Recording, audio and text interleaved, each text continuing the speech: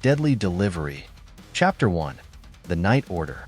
Jack Hudson never thought that his usual night, full of pizza deliveries and small tips, would turn into a fight for survival. Sitting on his scooter, he lightly smiled as he reviewed the next order, destined for an old abandoned part of town. Probably another prank by teenagers, he thought, and set off. Delivering the pizza to the specified address, Jack stopped at a house that looked completely abandoned.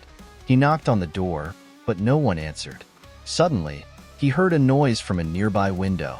Peering in, Jack saw 4 men standing around a bound and beaten man. One of them, with icy calm, pulled out a gun and shot him. Jack trembled with horror, realizing he had witnessed a murder. At that moment, his phone rang, notifying him of a new order. The men sharply turned at the sound. Jack dropped the phone and, without wasting a second, ran. Simultaneously, he heard shots and felt a sharp pain in his leg. One of the bullets had hit him. Limping, he continued to run, hiding in the tall grass. Jack knew his only chance to survive was to run and hide. He ran through abandoned streets, feeling the pain in his leg growing stronger. He hoped he could escape, but the pursuers were not far behind. His breathing became heavier, but he did not stop. Chapter 2. Escape in the Dark. Jack continued running despite the pain and fatigue. His injured leg throbbed, but he knew stopping would mean death. He glanced over his shoulder, seeing the shadows of his pursuers flickering in the streetlights. His heart pounded in his chest, and each step brought excruciating pain. The pursuers were closing in, and Jack knew they would catch up to him soon. He spotted an old abandoned park and turned into it, hoping to confuse their trail. The park was dark, and the tall trees created an illusion of safety. Jack hid behind a large oak tree, trying to calm his breathing. Suddenly, he heard muffled voices and saw the glimmer of flashlights. The pursuers were searching the park, getting closer to his hiding spot. Jack knew he needed to find a way to escape unnoticed. He carefully started moving along the trees, trying not to make any noise. His leg kept giving way, and he barely stifled groans of pain.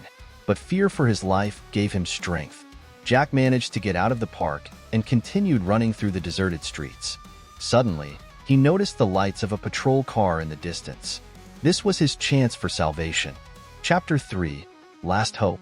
Gathering his last bit of strength, Jack ran to the patrol car, waving his arms and shouting to get the officer's attention. The patrolman stopped, and Jack, gasping for breath, explained that he was being chased by killers.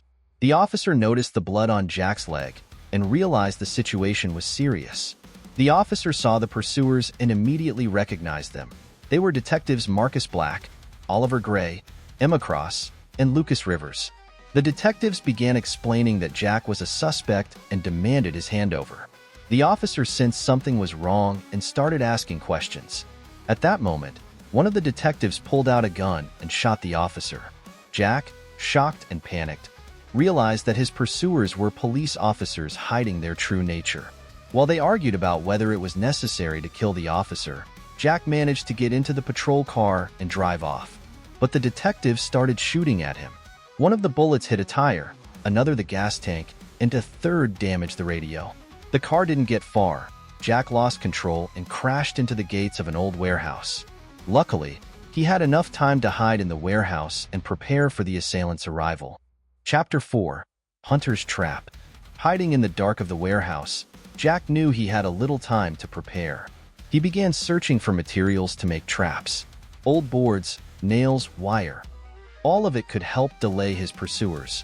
Oliver Gray, the cold-blooded shooter, carefully scanned the space, peering into the darkness. He signaled to the others, indicating where to search. Emma Cross stayed closer to the center of the warehouse, manipulating her companions and coordinating their actions. Lucas Rivers listened intently, trying to catch any sound. Jack knew he had to act quickly and decisively.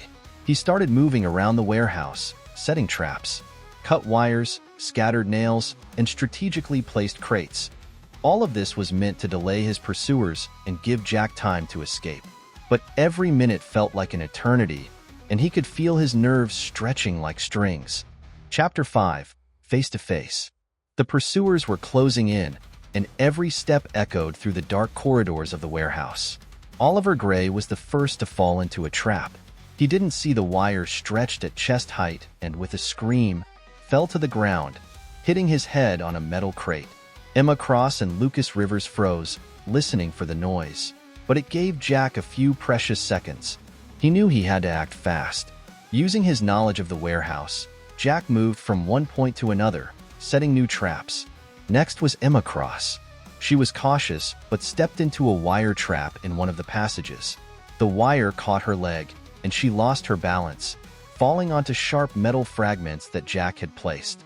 Emma's scream quickly died down as she realized her hopeless situation. Now only Marcus Black and Lucas Rivers were left. Jack knew that Marcus was the most dangerous of all. He was the leader and knew how to manipulate the situation perfectly. Jack hid behind the shelves, holding a piece of pipe, ready for the final battle. Chapter 6: The Final Showdown. The traps had done their job, but Marcus Black and Lucas Rivers were still out there. The pursuers were experienced and cautious. Jack prepared new traps, hoping for the best. Lucas Rivers fell into a new trap. He cautiously avoided the first obstacles, but stepped on a board with nails cleverly hidden under debris by Jack. Lucas's scream echoed throughout the warehouse as the nails pierced his boot. Jack didn't hesitate. He pushed a shelf, which collapsed on Lucas, immobilizing him. Now only Marcus Black remained. Chapter 7: Duel. Jack knew that everything now depended on his ability to act quickly and decisively. When Marcus Black entered the warehouse, Jack was ready. He grabbed the pistol he had picked up from one of the fallen pursuers and hid behind the shelves, watching every step Marcus took. Marcus cautiously moved forward, inspecting the warehouse. Suddenly, he noticed movement to the side and instinctively fired. The bullet whizzed past, and Jack realized his cover was blown. He jumped out from behind the shelf and returned fire. A fierce shootout began. Bullets whistled and ricocheted off the metal surfaces of the warehouse. Jack fired, trying not to expose himself too long. But Marcus was an experienced shooter and was not easily hit. At one point, Jack hit the fire suppression system, and a torrent of water gushed down, creating chaos and reducing visibility. Taking advantage of the moment, Jack ran to another cover, but Marcus quickly oriented himself and resumed shooting. Jack felt the tension rising but knew he had to be faster and smarter. At one point, Jack noticed Marcus was running out of bullets. He made his last shot and rushed at Jack with his fists. They engaged in a brutal hand-to-hand fight, each fighting for their life. Despite the pain in his leg, Jack used all his strength and skills to counter Marcus. Marcus was strong and experienced. At one point, he managed to knock the pistol out of Jack's hand, sending it flying several meters away. Jack felt hope slipping away but didn't give up. He hit Marcus hard in the stomach and broke free from his grip. Knowing time was running out, Jack dashed for the pistol. Marcus, seeing this, began reloading. Jack's heart pounded, each step feeling like an eternity. He knew that if he didn't make it, it would be all over. Marcus finished reloading, raised his pistol, and aimed at Jack. At that moment, Jack reached his weapon and fired. The bullet hit Marcus in the chest. Marcus stared at Jack in shock, grabbed his wound, and fell to his knees. His pistol never fired. Jack slowly approached Marcus, holding his pistol at the ready. Marcus tried to say something, but blood filled his mouth. He fell to the ground, and Jack felt a mix of relief, exhaustion, and pain. "You lost," said Jack, looking at the dying Marcus. Chapter 8: Freedom or Death. The climax and resolution of the story came quickly. Jack, exhausted and wounded, had defeated his enemies and gained his freedom. He emerged from the warehouse, barely breathing but determined to see this through to the end. He knew his life would never be the same, but he was ready for new challenges. Gathering his last bit of strength, Jack headed to the nearest police station to report what had happened and present the evidence of the detective's crimes. He knew that ahead of him lay a long path of recovery and a fight for justice, but he was ready. That night had changed him forever, turning a simple pizza delivery man into a true hero. The end. If you enjoyed this video, please subscribe to our channel and don't forget to hit the like button. Thank you for your attention.